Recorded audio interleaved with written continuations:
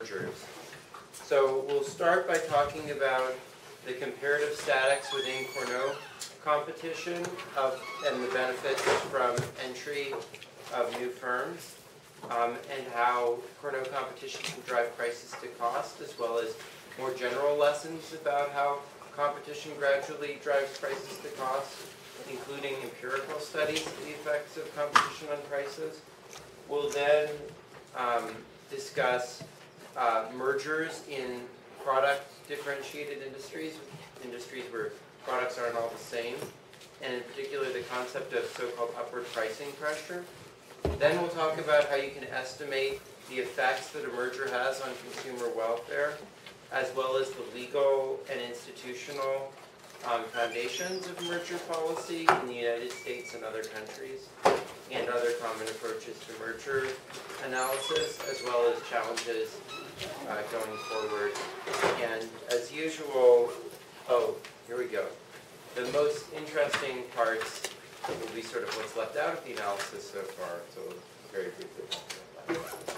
Okay, so what we're interested in today is the effects of increasing competition on the prices and quantities in a Cournot industry.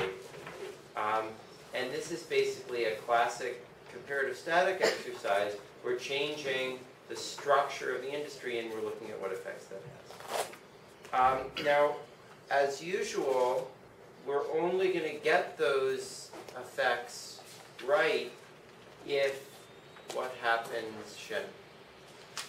So we're only going to get comparative static effects correct if some condition is satisfied that we studied from equilibrium theory. What's that? That the conditions of Cournot equilibrium, which is that there's simultaneous quantity. So that's definitely correct, but then there's something additional. Remember, when we talked about like equilibrium in product markets, it wasn't just that supply equals demand, but there was something else that we needed if the comparative statics were going to be correct.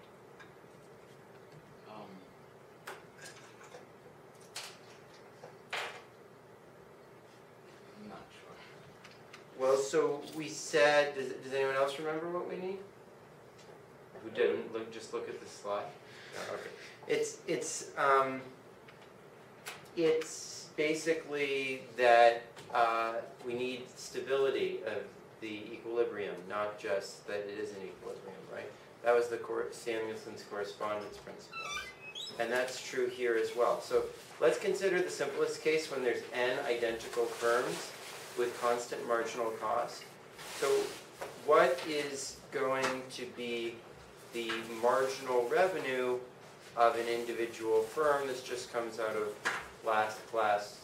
Vic, can you tell me what the marginal revenue of an individual firm is again? Fair to take derivative.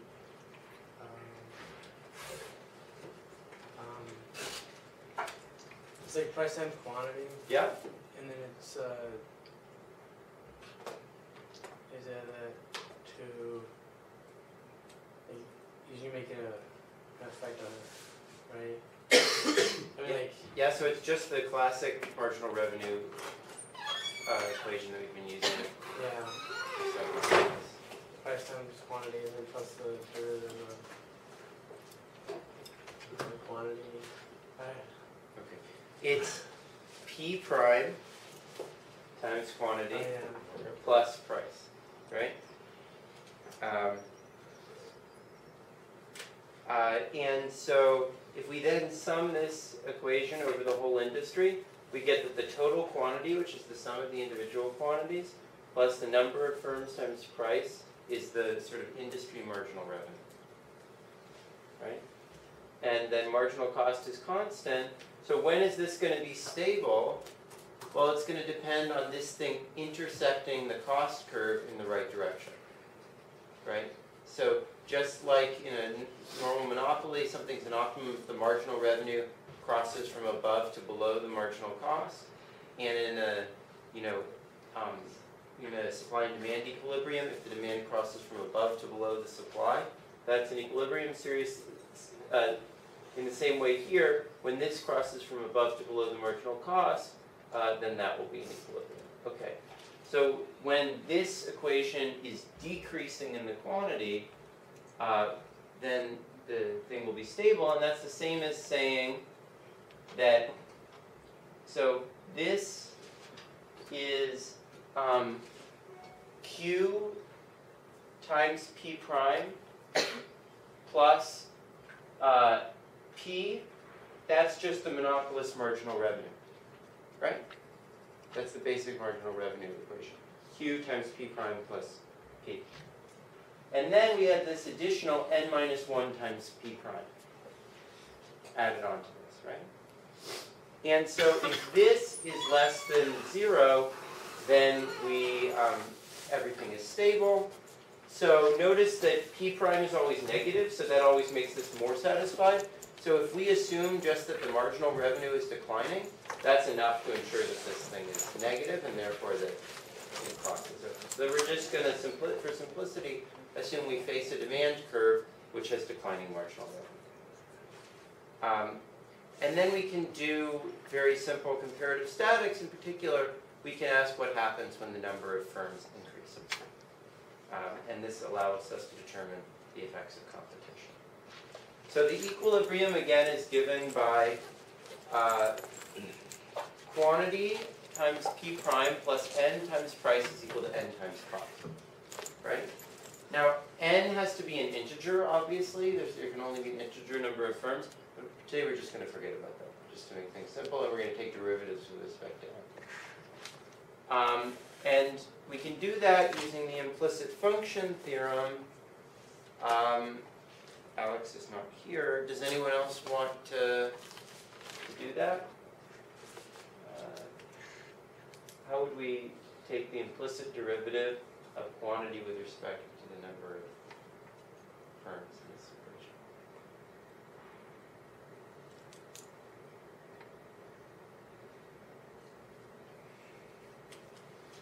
Well, one thing we could just do is we could write this in terms of the marginal revenue, right? So remember that this is the marginal revenue plus n minus 1 times price is equal to n times cost. So if we increase n, that's going to change marginal revenue times the amount that changing the quantity. The quantity changes when the number of firms increases, right? Plus n minus 1 times P prime times the amount the quantity changes when n changes. That comes out of the n minus 1 times P prime term. But then when we increase n, that also increases this, so you get plus P, and then that's equal to C, because C is on the other side. N times C is on the other side. Does that make sense? Why is it plus P there? Because it was n minus 1 times P. When you take the derivative with respect to that, use the product rule. One part comes out of the change in P of Q, which is this term, how the quantity changes when the number of people change, times P prime. And then one comes out of the change in N times P, which is this term. Okay. So that is the same as saying that the difference between price and cost, which is just right here, is equal to negative mr prime plus n minus 1 p prime times dq over dn. And so that gives us this equation here. So notice that on the bottom we have exactly this stability condition, right? So just as before, everything is going to be determined by making sure that things are stable, but assuming that that's correct and that's negative, that cancels with the negative sign here, and you get that the change in quantity as the number of firms increases is exactly equal to the markup. And that's positive. Why is that positive? Why is that positive? Amrita's not here. Yeah.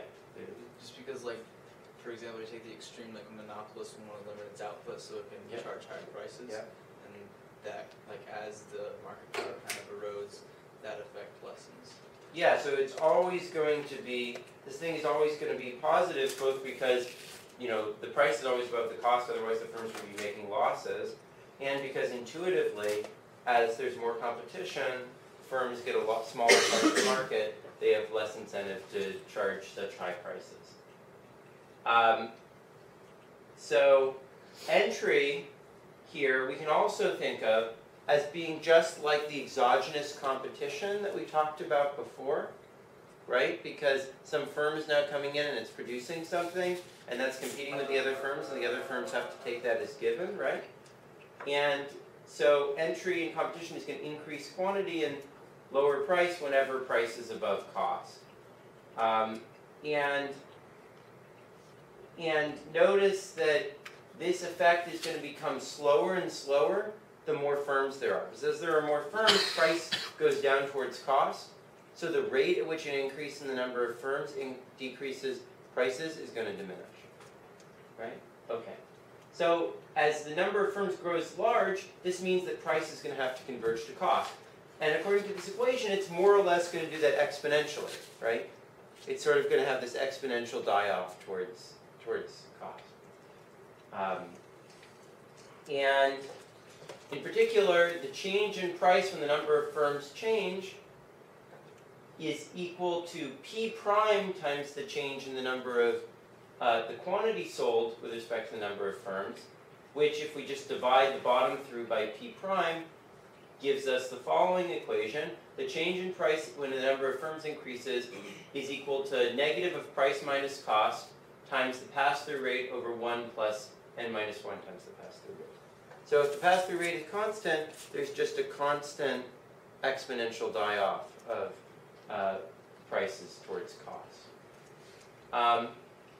So another way to see the equation is that price minus cost is equal to P prime times Q divided by N, right? So the markup term dies off with N, and so as long as P prime Q is finite, right, as long as this term doesn't somehow blow up or something weird happen as we get towards cost, as N goes to infinity, this has just got to die off. Okay. So a final way to look at this is that we can think about the markup. Remember, we derived this Lerner formula. P minus C over P is equal to 1 over the number of firms times the elasticity of demand. So as long as the elasticity is bounded from above at price equals cost, again, we get convergence. So this is one of the most important results probably the most important result in industrial organization. It's called Kardos Theorem. It says that as the number of competing firms grows arbitrarily large, price converges to marginal cost. And it's both the foundation of all the stuff we did about perfect competition in the beginning of the course, right? This is one reason why we believe that those models are useful in industries where there's a large number of firms. And it's going to be, as we'll see later in the class, the foundation of most antitrust policy, which tries to keep the number of firms large. Now, this was a relatively simple case of Kardos theorem. We assumed constant marginal cost and all the firms were the same and so forth. But more generally, firms can have nonlinear costs. Demand can satisfy weak irregularity conditions. The only key thing is that as the number of firms gets large, no firm is so persistently better than all the other firms that it stays large in the equilibrium relative to the other firms. Every firm has to become small. And this result fails basically only in silly or perverse cases.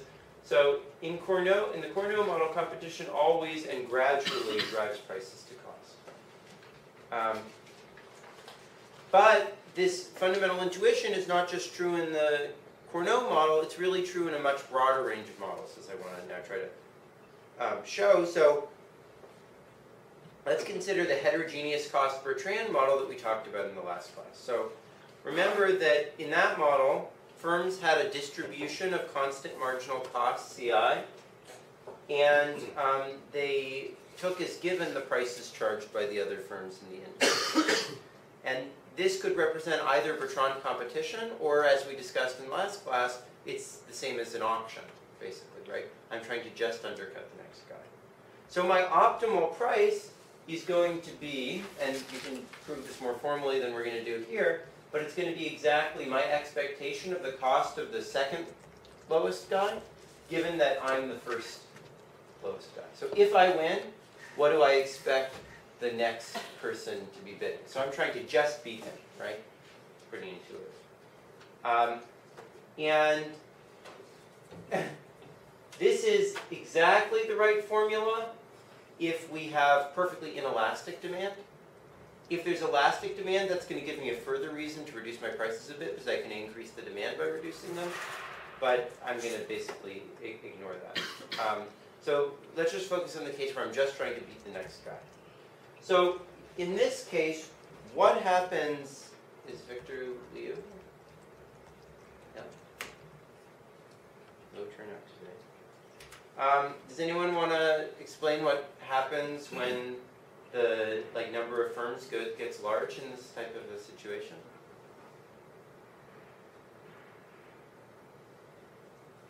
Edward, yeah. Like the cost of you being the last guy is going to increase because there's more people bidding. Yeah, so you can that's right. So basically, there's going to be more people who are close to the lowest cost, and they're going to be getting, and the next lowest person is going to be closer and closer to you. So everything is going to be driven down to that minimum cost, right? And so my expectation of the next highest guy converges to what I have, right? Because there's so many people competing, breathing down my neck. And the highest guy converges to the lowest cost. And thus price converges to the lowest constant marginal cost. Intuitively, the idea here is that as the number of firms increases, each individual firm becomes less necessary, right? What was allowing me to charge a price that was above my cost was the fact that I was sort of the only one who could be supplying the market. But when there's lots of people, I'm less necessary, and therefore I am forced to bid closer to my cost to be able to win the competition. So again here, as the number of firms increases, and you can sort of do an analysis of how quickly this goes towards the bottom cost, but it's also sort of like an exponential die-off. So again, we get a pretty similar conclusion to what we get in the Cournot. Okay, so again, in different settings, we obtain sort of another version of Kardos Theorem. So as the firms increase, prices gradually converge to the lowest constant marginal cost.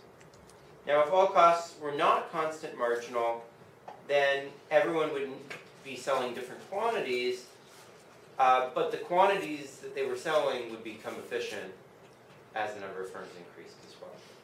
So what this shows is that even with a very different model, we obtain the same basic result. And in fact, there's a lot of models you can show that all have this same basic flavor. So we can sort of take this as a general rule about competition. Yeah, Edward? Oh, I just want to clarify. Yeah. So when you say the lowest marginal cost is like the firm that can make the most markup, or that make the most big profit, that is going to win because it has the lowest marginal cost compared to everybody else. Yeah, if a firm has lower marginal cost than everybody else, it's going to want to bid lower because it's able to make more profits by winning, right? Yeah, I just want And can win at a lower price, right? And still make profits.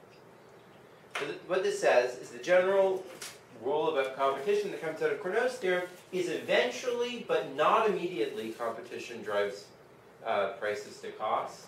With enough firms, price should be close to efficient. And then the question becomes, well, what do we mean by enough firms? So Bresnahan and Race 1991 proposed a very clever way to study this. So they noticed that as a market grows larger, it can support more firms. So if you think about like a really small town versus a somewhat small town, it's very likely there's going to be more dentists, more mechanics, etc. in the somewhat bigger than in the somewhat smaller town, right? And in particular, let's call the number of people living in the town n, and let's say that let's say that in order for a town to support n firms, it needs to have Sn people. So if the lowest population at which we get 2 dentists is 1,000 people, S sub 2 would be 1,000. If the lowest population at which we get 7 dentists is 5,000, then S sub 7 would be 5,000, right? And then we can say well, S sub n, little s sub n over n is sort of a measure of how many clients are necessary for a firm when the number of firms is equal to n, right? So if 5,000 over 7 was, whatever it is, you can do the calculation, then that would say that that's how many clients you need in order, in an industry with 7 people to pay your fixed cost, right? Okay, so imagine that prices stayed constant as the number of firms increased, right? And that all firms had the same fixed cost, right? Well then, this number should just be completely constant, right? Because as the number of people increases, the number per firm that you need if the price is constant in order to defray your fixed cost should be constant, right? On the other hand, imagine that prices fall as the number of firms increases, right? Then it should take more people to support more people per firm to support 2 firms than it takes to support 1 firm. Because if the prices are lower with 2 firms, the firms can only defray their fixed costs if there's a larger number of clients, right? So that is, we should see S sub 3 being less than S sub 2 being less than S sub 1. Now there's other reasons why you could get a pattern like this. For example, if firms had different fixed costs of entry, and the firms with the lowest fixed cost entered first, and the with higher fixed costs entered later, this also might occur. Sorry. This should be exactly the opposite. Yeah, S sub 3 should be greater than S sub 1, and should be greater than S sub 2. Right? Sorry.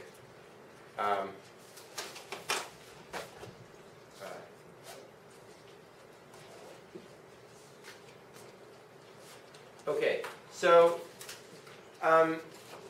the nice thing about this strategy is that this is a really easy thing to implement. As long as you can get some basic data, you can just go and look at a bunch of small towns, look at a bunch of industries, and see what these numbers look like, right? And so what they did is they found 5 professions in a large sample of rural towns in the United States, and they found how many people lived in each of these towns and how many professionals there were. And when does S start to sort of level off? And they viewed this as convergence towards competitive equilibrium. So here's what they did. They did how many people are necessary per firm are necessary to support it when there's 5 firms, divided by how many people are necessary to support with n firms, right?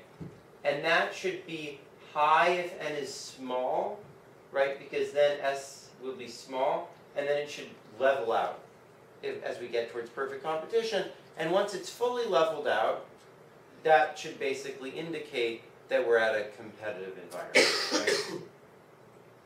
Because basically, in other words, increasing the number of firms is not going to further reduce the prices. And here's what you see. So this is druggists. These are tire dealers, doctors, dentists, and plumbers. And the pattern that you pretty clearly see is there's a big drop from 3 to 2. There's a fairly big drop from 2 to 3. And then there's very little going on. So most of competition seems to come with the first few firms. So the die-off seems to be relatively quick in the number of firms. So, so far, what we've been doing is assuming that the goods were homogeneous, including in this little empirical exercise. But if you think about it, most competition in the real world happens between firms that are not selling exactly the same product, right? The merger doesn't really eliminate products in most cases. When AT&T merges with T-Mobile, it's not like they're going to completely eliminate one of the services. It really just consolidates the ownership. Or when PepsiCo, merges different fast food companies, KFC and McDonald's continue to exist, right? So, a natural question is whether in these cases it's also true that competition helps or a merger hinders competition. Reduction in prices. So the simplest case is just to focus on 2 firms that are merging with one another. And the reason to do that, even though all these firms are obviously competing with other firms, is that it's sort of like the monopoly model. It lets us focus on like the key thing that's going on without getting distracted by things that are not core to what we're interested in analyzing. So we'll add other firms later. And let's start by assuming Nash prices, because that's what we talked about most last lecture. So each firm, I, has a demand that depends on its price and the price of its competitor. And it earns profits, which are its price times its quantity, minus its cost, which also depends on its quantity, right? And let's denote the partial derivatives with respect to the first and second arguments as Q sub 1 and Q sub 2. Okay? Okay, so what's the first order condition here? Well, let's take the derivative of profits with respect to price. What do we get? Well, by the product rule, we get Qi by taking the derivative of P, plus Qi sub 1 times Pi, minus C sub I times Q sub 1, right? And that's all equal to 0. And then if we let C sub I prime, Ci prime equal M marginal cost of firm I, right? And divide by Qi sub 1, we get this sort of classic equation which says that price is equal to marginal cost plus the markup, right? This is what we've been doing over and over again. Price equals marginal cost plus the Cournot distortion. Now let's imagine that both of the two firms merge with one another. Now their joint profits are going to be P1 Q1 P plus P2 Q2 minus the two costs. Jeez.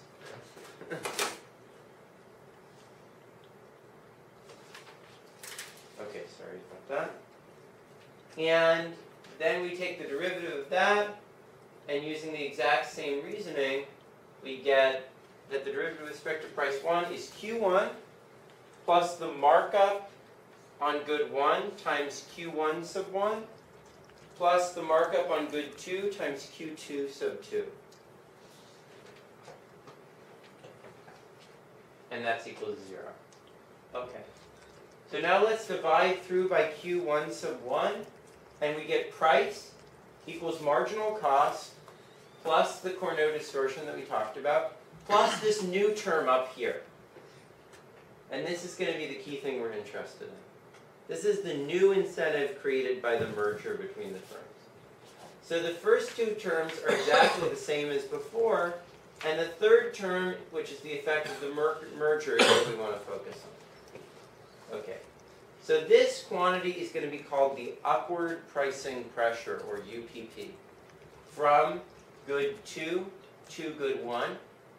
And what is it? It's the price of good 2 minus the cost, marginal cost of good 2, times the ratio of the derivative of the second quantity with respect to the first firm's price, and over the negative of the derivative of the first firm's quantity with respect to its own price. Okay, so this first term is called the markup, right? That's the markup on the partner's product. And the second term is called the diversion ratio from good 1 to good 2.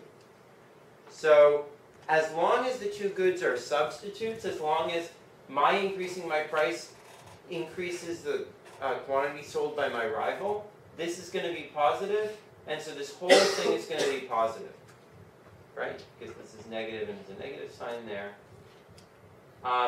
And the right way to interpret this is, imagine that Burger King sells a burger, right, to somebody. That person now doesn't need to go buy a burger, right? Now there's a chance that had they not been satisfied by the Burger King burger, they would have gone and bought a burger at McDonald's, right?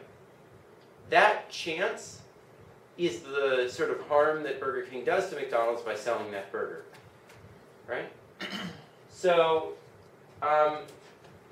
the idea is, you know, every time Burger King sells a burger, how many sales does McDonald's lose?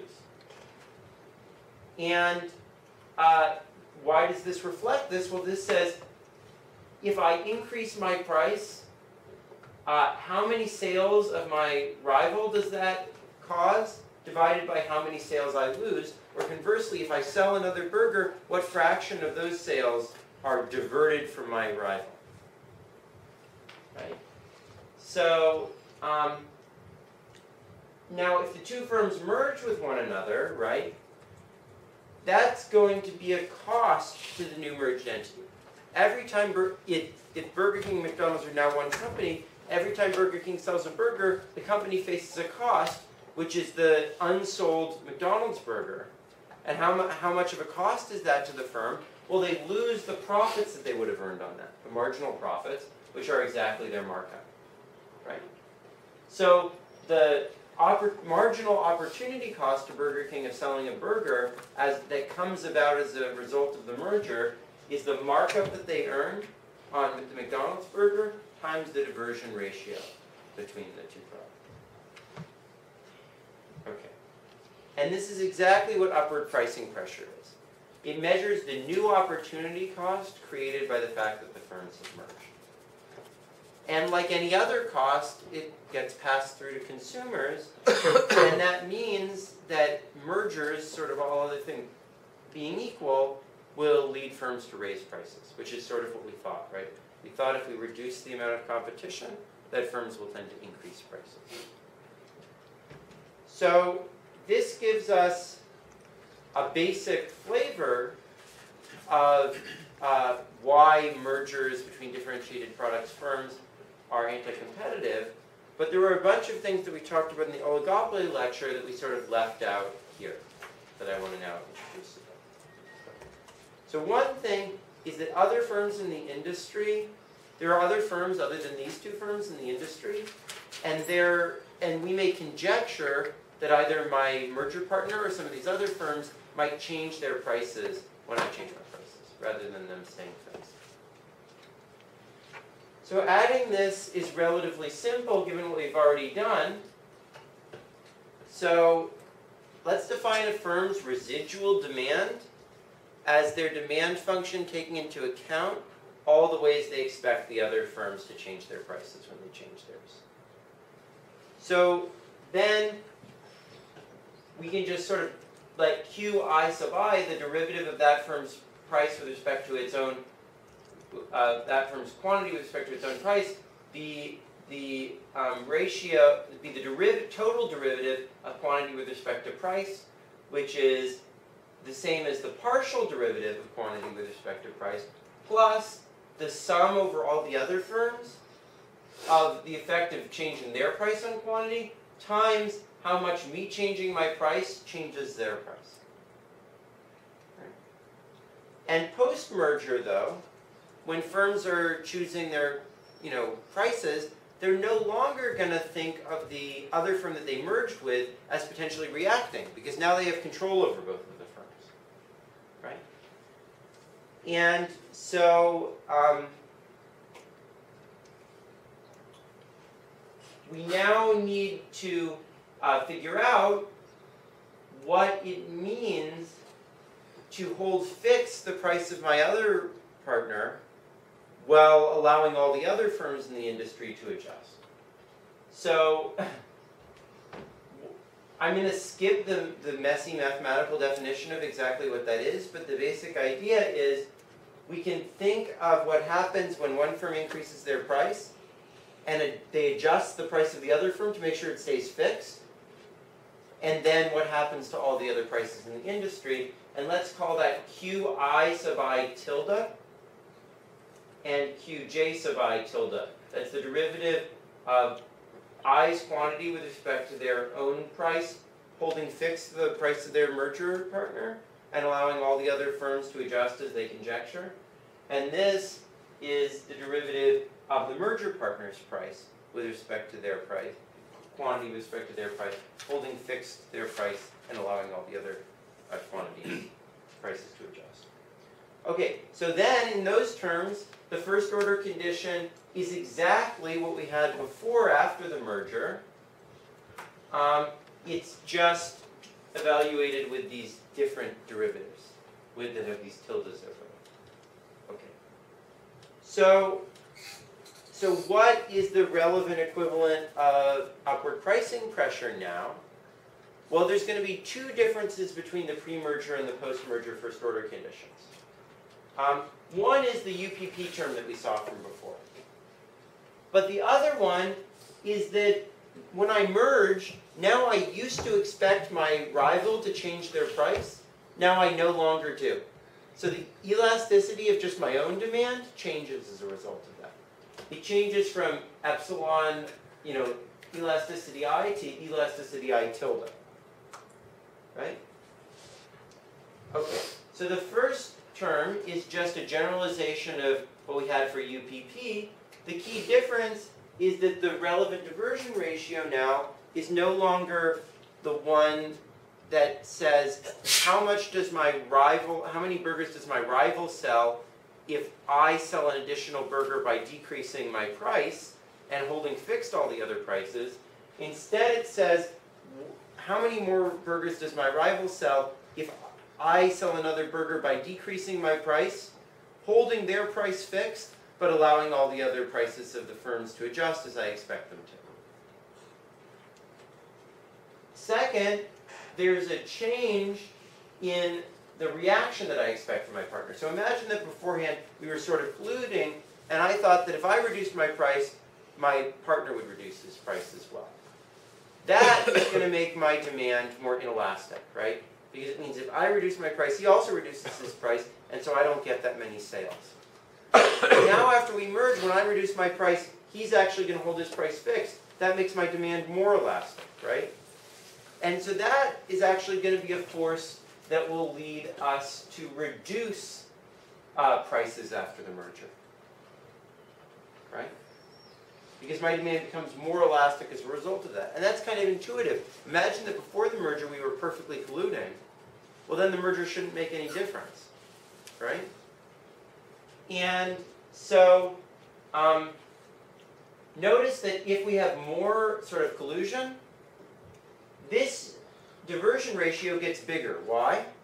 Because for two reasons. First of all, if I expect other firms to increase their price when I raise my price, right? Then I'm going to lose fewer sales from raising my price. On the other hand, if my merger partner's price is held fixed, he's going to gain more sales. And both of those forces are going to make the diversion ratio larger. Yeah. I don't understand how the elasticities can change. Because what we're holding fixed when we take the elasticities is changing. So before we merge, right, I just changed my price and I expected all the other firms to change their price in response, right? Once we've merged, I own you. So I'm not expecting that when I change my price, you'll change your price. Because I can tell you not to, right? And that changes the relevant elasticity of demand. Because whose prices are adjusting has changed. So more accommodating reactions, more sort of collusion, will lead the diversion ratio to be larger, so it'll mean more anti-competitive effects. But it will lead my elasticity to rise more when we merge. Especially if I was colluding with you more than I was colluding with the rest of the industry, this term will rise. Especially if I was colluding with the rest of the industry but not with you, this term will rise. And so those two things can sort of be seen as offsetting one another. So to the extent that I'm sort of colluding with you in the right ratio to colluding with the rest of the industry, well, it may not matter that much what the collusion is, how big the incentives for raising prices that are created by the merger is. Okay, so how can we actually go about measuring all of this? One approach typically is to use internal company documents. So if the government can force the companies to turn over a bunch of their internal stuff, and often companies think about things like diversion ratios, who's our closest competitor, what are the biggest dangers to us, etc. A second approach is to look at surveys, or I think even more exciting, internet data. So you can just ask consumers what goods they would purchase if they didn't purchase this good, etc. Another thing that I think is even better is if you go on the internet, if you go on something like Amazon, it says people who were going to buy this item were also looking at this item, or if you like this, you might also like that, right? And that can be a very good indicator of how closely competing the two products are. Right? Another thing you can do is what's called win-loss studies in auctions. You look over a bunch of auctions and you say, well, when this firm was like the second best, the second highest bidder, how often was this other firm the first highest bidder? So like that gives you a sense of how closely they're competing with one another. You can also do some fancy econometric analysis where you try to look at changes in costs in the industry and see the effect that that had on demand and try to estimate demand functions that way. Now that can be very difficult on differentiated products Nash and prices, because if you have a large number of firms, you need to estimate, you have to have a cost shock to all the firms so that you're able to hold fixed the prices of all the firms, right? Because anytime there's a cost shock, all the prices of the firms will change. But what we're interested in, what happens is when one price rises and all the other prices stay fixed. And so that can be a real mess. A fifth approach, which we'll talk a little bit about later, is using consistent conjectures. And the nice thing about that is, in that case, you only need cost shocks to the two firms that are merging. Because the relevant elasticities can all be determined by that, because the actual responses are what determine what the firm conjectures about other people do, which we talked about last lesson. Okay. So, now, what we've been talking about so far is measuring the opportunity cost of sales created by the merger.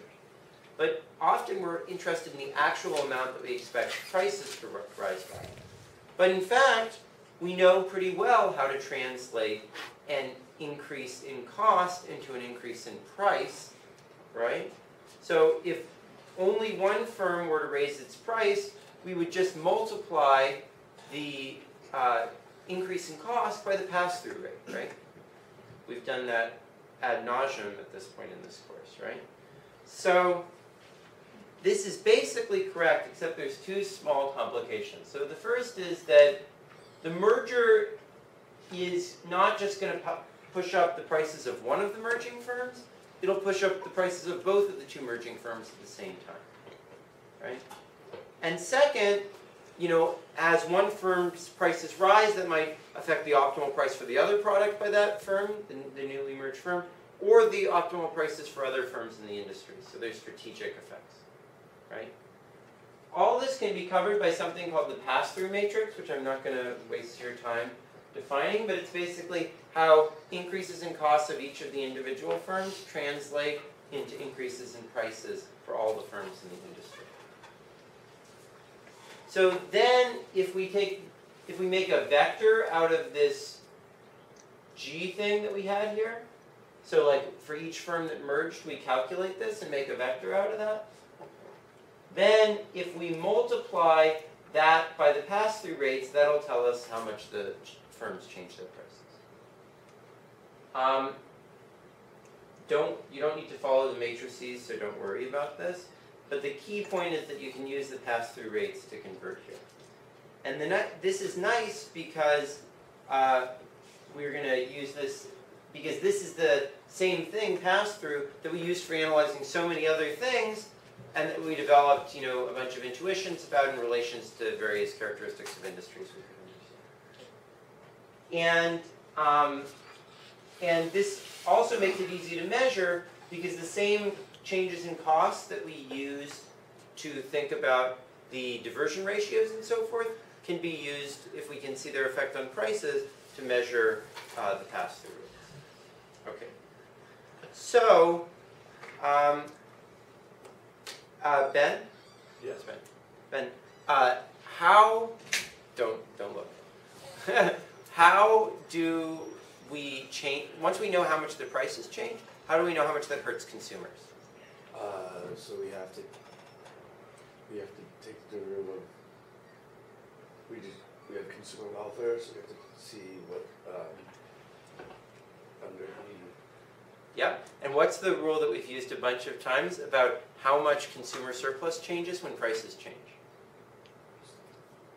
I'm not sure what Okay, what's the derivative of consumer surplus with respect to price? How much are consumers harmed when the price of a good increases? The change in the The quantity, quantity, yeah. right? Because they have to pay that extra price on all the units that they're currently buying, right? Okay, so if we weight the changes in prices by the quantities, that's a measure of the effect on consumer surplus, right? So if we then just take our changes in prices from before and multiply them by the quantity, that gives us the change in consumer surplus, right? And this is nice because quantities are particularly easy to measure. Those we can usually just add up.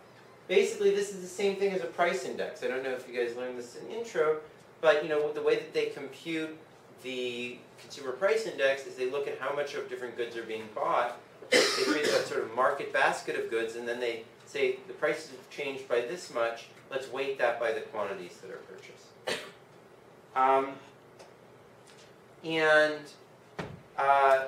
We can also do a similar computation for social welfare by figuring out how much the quantities change and multiplying that by the markups.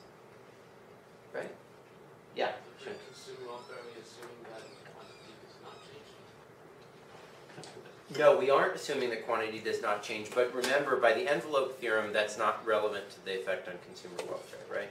By the envelope theorem, the derivative of consumer welfare with respect to price is just the current quantity. Whereas for social welfare, the change in social welfare is determined by the quantity, the change in quantity times the markup. Okay. So all this stuff is a little bit, lines of equations, but conceptually it's really just the same ideas as monopoly comparative statics. You have some change in costs, you multiply it by a pass-through rate, and then you figure out how much of an effect that has on consumer welfare by multiplying by the quantity, right? So a question is, why do we care about doing all this stuff? I just took you through a whole machinery for calculating what the effects of a merger would be, but why, Andy? Is Andy here? No? Why does anyone want to say, is it important in the real world that we know this? Yeah. We want to protect consumers. Well, governments want to protect consumers. Well, and in particular, what does government have responsibility for the to make sure that the market remains competitive? Yeah, so the government has agencies that actually approve or deny mergers on the basis of this type of an analysis, right? And so these sorts of standards are used in court and administrative procedures all the time to figure out whether companies are allowed to merge. Yes, Steve? When the prices went up, wouldn't that encourage other firms to enter the market? And yeah, we'll talk about that in a bit, but that's a good question, yeah. Okay, so this is why we need to be able to predict these things. So in particular, in the United States, there was the second Antitrust Act that was passed during the 19-teens. The Clayton Antitrust Act allowed the US government to control the mergers between firms. So the Sherman Antitrust Act prevented illegal combinations, cartels, while the Clayton Act regulates legal combinations. And clearly both of these things need to exist at the same time, because if you only have a control on illegal combinations, well, everyone can just then legally merge, right? Edward, why might we not want to make every merger? So the analysis we did just said, well, mergers basically always increase prices. Why wouldn't we want to make every merger illegal? Because maybe the social welfare can still be improved even though firms are colluding together. Why? Because, well, maybe both firms working together will get a profit collectively that is. Well, that's true, but if they're taking that from consumers, that's not very good, right? Because we know that they'll tend to increase the dead weight loss by restricting production. But You also talked about how the deadweight loss is like sometimes very small. Well, that's true, but what do you see as potential benefits from companies merging? Perhaps they'll, I don't know, innovate or something, or Ted, did you have an idea? Well, the firm that's being taken over could be going bankrupt and you might not want it. That's might not want the definitely a possibility. Michael? It may just be that they're more efficient as it gets bigger. Yeah, so one thing is just either economies of scale, or even more simply, like the firm that's being taken over may be really crappy and inefficient, and the firm that's taking it over may be much more efficient and do a much better job running it, right? And so the government has to weigh off what are called efficiencies or synergies of a merger against the costs of the reduction in competition. Right? So for example, let me give you an example that AT&T and T-Mobile are merging, and I think a lot of people think this is a bad idea because it's going to reduce competition. The argument the companies make is, well, wouldn't it be nice if rather than just having the AT&T network and like getting reception in the shitty like places that AT&T actually is able to cover, that you would have like a broader network and actually be able to access the T-Mobile network as well, right? So agencies are thus constantly balancing these efficiencies against the anti-competitive considerations. So there are lots of agencies that are responsible for competition in the United States, but Jace, what are the two primary agencies that have the responsibility for determining whether mergers are allowed or not in the US?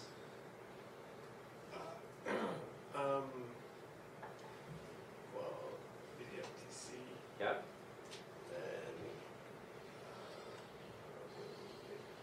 Yes, that's right. You got one of them. Does anyone know the other one? Yeah, Matt? With the SEC? No. They have sort of secondary responsibility in certain areas, but no. Anyone else know what the other main agency is? Yeah, Edward? Oh, you're looking. Okay. Anyone else? It's the Department of Justice. So the Department of Justice, Antitrust Division, and the Federal Trade Commission are the two primary responsible agencies. And so what they have to do under the Clayton Act is they have to notify those agencies when they're planning to merge. And the agencies subpoena data from them in several stages. So usually they submit a first thing, then they do an initial screening, they allow the overwhelming majority of mergers, but then the 10% that are most problematic, they do what's called first request, which means that they ask for more details. Then they look through that for about a month, then they might go to a second request, and then they'll do 3 months, and then they'll come to a determination of what they think about the merger. And between these two agencies, they have a team of about 150 PhD economists, and a lot of interns, like you guys, who help to analyze whether these mergers should go through. The overwhelming majority of the mergers survive this process, but a few go to court. So, in some ways, the structure of the DOJ and the FTC is perhaps the most sophisticated single piece of economic regulation ever in the world. I don't know that there's ever been such a technically driven process of economic regulation. And it's been extremely successful, at least in persuading people that it's successful, and has thus been copied by many developing countries. So European Commission is actually now a major leader in this area, and many other Commonwealth countries are as well. So the United Kingdom, Australia, New Zealand, and so forth. Now, these institutions are usually more primitive and unstructured in the developing world. In many countries, there's not even a law against mergers. Peru is a leading example of that, and I've been working on trying to write one recently. In other countries, there is a law, but there's minimal infrastructure for enforcing it, and that means that there's basically no really effective control, even though there is an official law. Others have some structure, but don't have much economic expertise in administering it. So it's usually run by lawyers or people without much training. And then a few have tried to develop sophistication. So some examples of countries that have done quite well are China, Brazil, and Chile. But it's very heterogeneous across the world, and I think that while there's a huge number of interesting antitrust issues in the United States, and a lot of people work on it, I think one of the most exciting areas, which has not been worked on very much, is trying to get the low-hanging fruit. So in the U.S., we have, very developed infrastructure, and the debates in antitrust policy tend to be over very arcane details of whether some particular practice might or might not be anti-competitive. But there's huge swaths of the world where companies can buy any other company they want and create a cartel, and nobody's there to stop them. So I think a huge benefit could come from just creating an effective infrastructure competition policy in countries that don't currently have it. Okay. So the traditional evaluation of mergers was based on so-called industry concentration.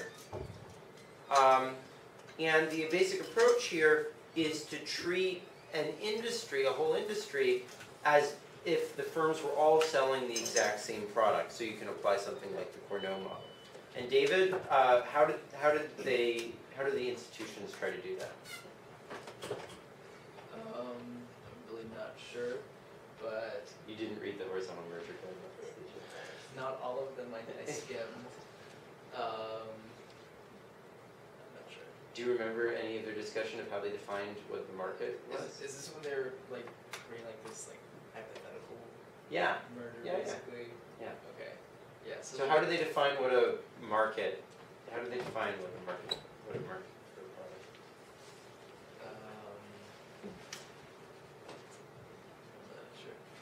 I'm not sure.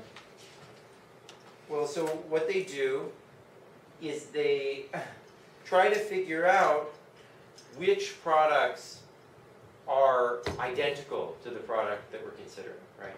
That's always a bit of a tricky process. So they try to define a market. And a market is products which are close substitutes for the current product. And so what they do is they start with the two firms that are merging, and then they add progressively the closest substitutes for those products. Both in the geographic area, so if one of the firms is like based out of California, they're probably not going to initially add a firm that's only sells in New York. And based on the type of product. So Wild Oats is obviously more similar to Whole Foods than is Safeway, right? And then they're going to stop when they get to a market which has the following property, which is what David was referring to. So they're going to stop when the set of firms, if they were all owned by the same person, would have an incentive to impose a significant but small but significant and non-transitory increase in prices, which has usually been interpreted as an increase in price of 5% for 1 year. So this is a standard for determining when something is sort of defined broadly enough to consider it a market. And this is also referred to as a SNP. There's lots of acronyms in this area, as you'll be noticing. Okay. So then once we've got an industry, a group of firms that are all selling the same product in a relevant sense, then they tried to measure the concentration of that industry. And Max, what are the standards by which they typically tried to measure the concentration of an industry? There's just indexes. It's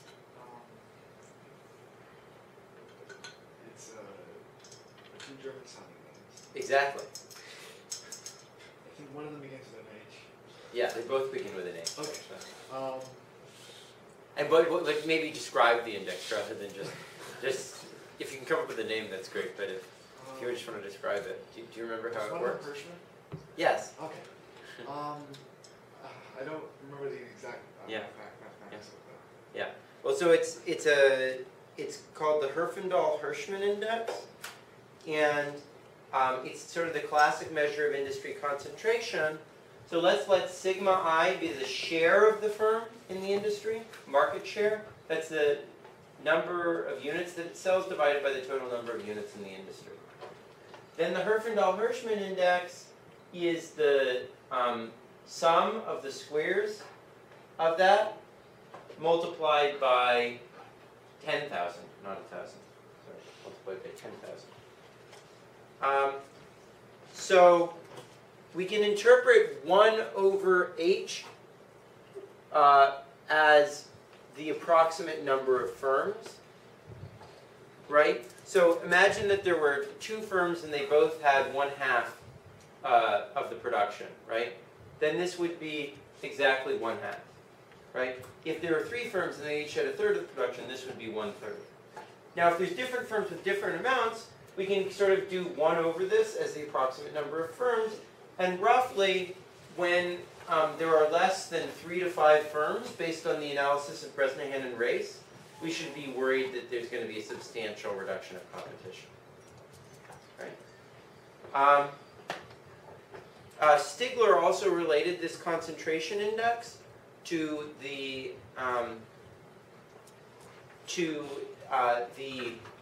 extent to which it's easy to have collusion, and we can also relate it to a Cournot industry. So remember that in a Cournot industry, the markup is equal to P prime times the amount that firm's producing, which is the same as the price over the elasticity times the firm's share. Right? Because this is, if we divide this by Q and multiply it by Q, then this is going to be exactly price over the elasticity, right? And then this will be QI over capital Q. And so if we then weight up the markups of the firms on a share-weighted basis, then the share-weighted average markup of the industry is exactly the Herfindahl index over the elasticity. Okay, so these are reasons why people pay attention to the Herfindahl index, and what they typically considered was that if mergers lead to a Herfindahl index above 1,800, that's about leading to about 5 firms in the industry, or if they increase it by more than 300, then that merger gets flagged as potentially harmful.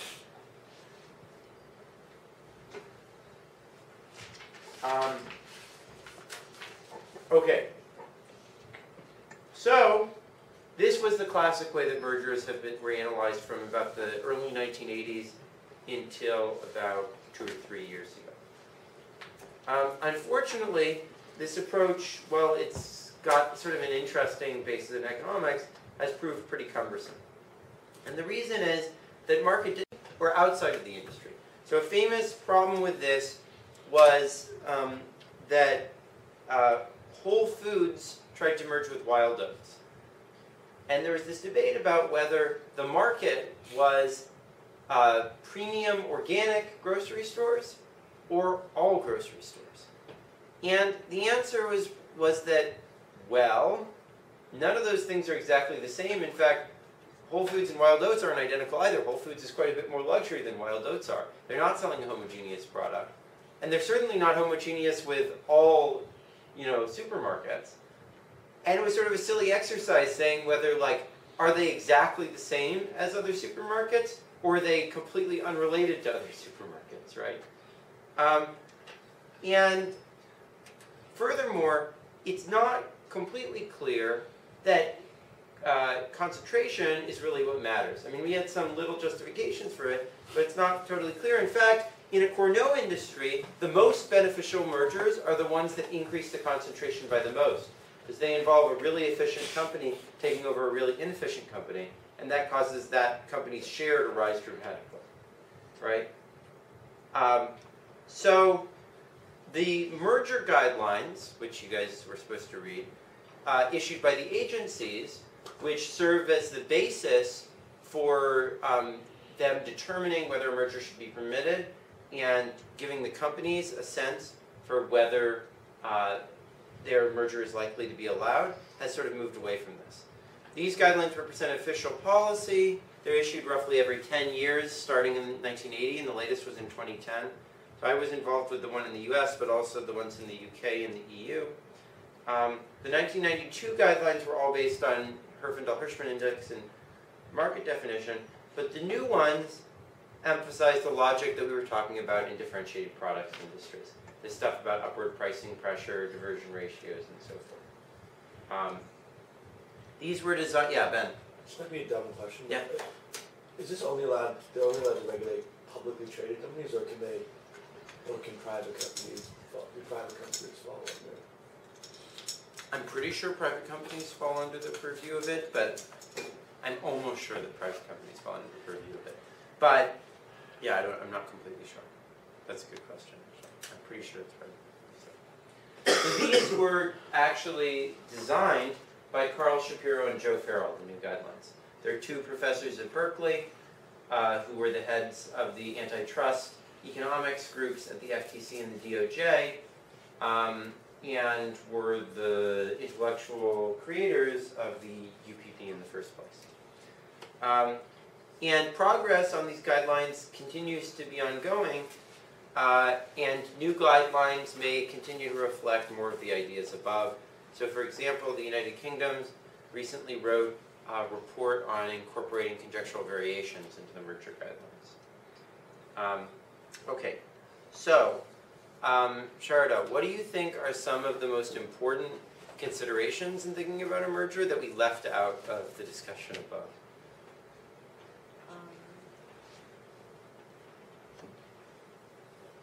So in today's discussion, I think we had a little bit on monopsonies earlier. And, Yeah. Like the amount of power that the amount of people who actually are interested in like consuming. Yeah, so the consumer, we didn't talk about the issue of like the buyers might have some power and this might help address it. That's an important consideration. Another one that someone mentioned was, efficiencies of the merger, right? We're not including, sorry, I talked about that. But so one important thing is we only talked about the cost side, right? Today we didn't talk about the efficiencies in a formal way. And these are the main offsetting forces. These could either be direct fixed cost efficiencies that just benefit the firm, or they could be marginal cost efficiencies, which would actually be passed through to consumers as lower prices. Both of those can be taken into account. Another one that Stieg mentioned is entry, right? So the analysis we did was just based on the firms that are already in the industry, but potential entry by other firms can discipline people's ability to charge higher prices when they merge, right? There are also non-price effects, so they might change the quality of their product. They might change the range of their products. Mergers could affect things like what we talked about in the product design lecture, like the Spence effects and things like that.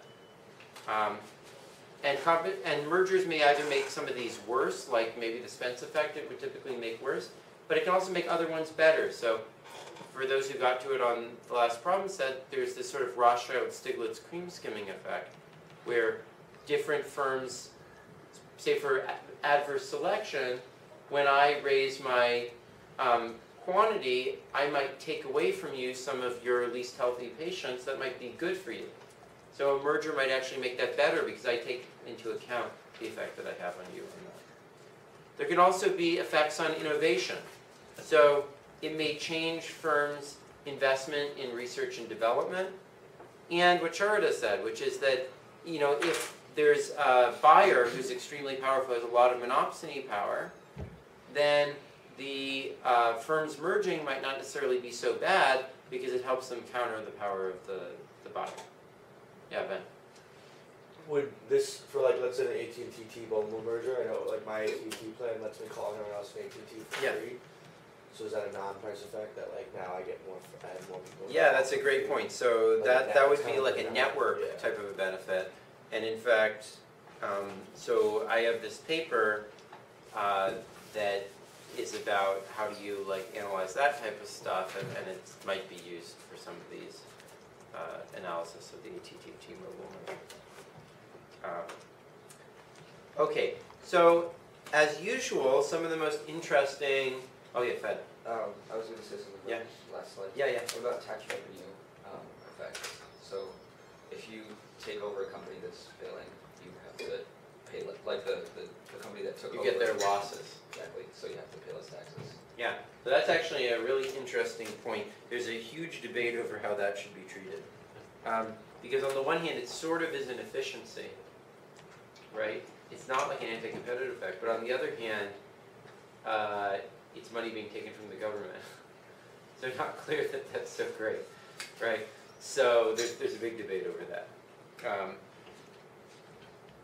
So, as usual, as I've sort of tried to highlight in all the public policy issues we've been dealing with, many of the most important aspects really don't show up in the guidelines at all, currently. So one thing is they don't talk at all about these pass-through issues, which obviously determine the size of price effect, even though we saw this was crucial. Another thing they don't do at all is they talk about a comprehensive analysis of the merger as a whole.